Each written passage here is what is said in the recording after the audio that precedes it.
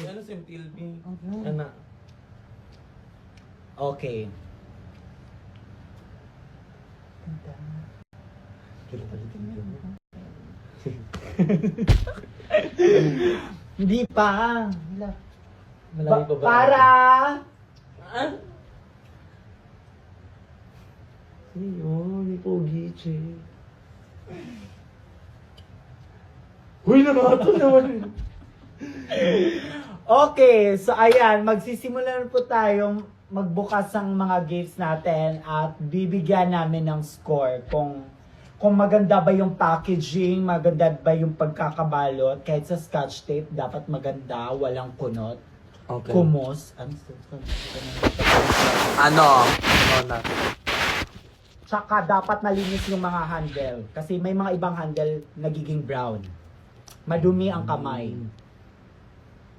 Diba? Go. Okay. So, Hi, Orange. Hello!